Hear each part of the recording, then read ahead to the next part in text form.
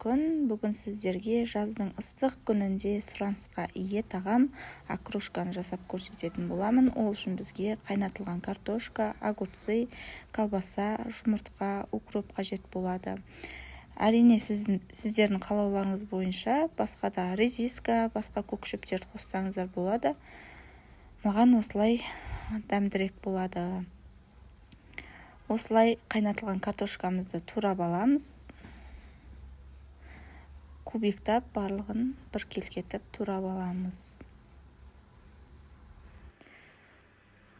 Картошканы турап біттім. Енді огурцыды да дәл солай кубиктап турап шығатын боламыз.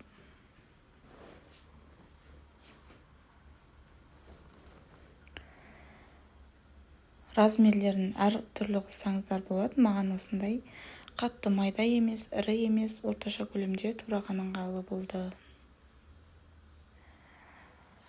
Негізі окрошкаға тағы да редиска, көк пияз, көкшөптер қоссаңыздар болады. Менің отбасыма ондай артық заттар ұнамайды. Осылай турап шықтым. Енді колбасаны турайтын боламыз. Бұны да дәл сол секілді кубиктап турап шығамыз. Негізі бұған вареный колбаса қоссаңыздар да болады.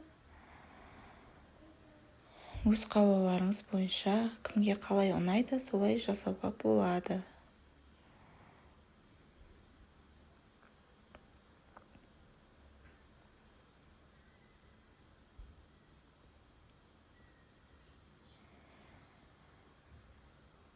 Осылай барлығын размерін бірдей турап алдым. Жұмыртқаны да дәл солай ішіндегі сарысымен қосып,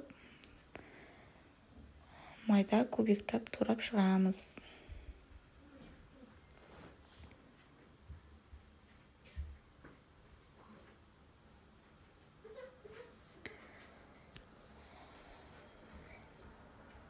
Жұмыртқамды да турап болдым. Енді укропты да майдалап турап шығатын боламыз.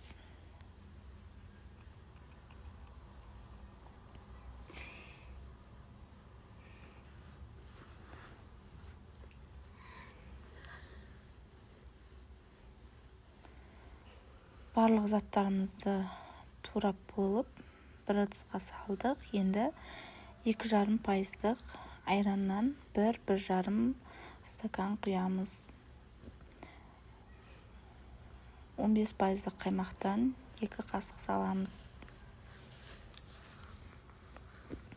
Қаймақпен дәмі ерекше дәмдірек болады. Оған сарыағаш құямыз. Сарыағашымыз міндетті түрде холодильникте тұрған мұздай болу қажет.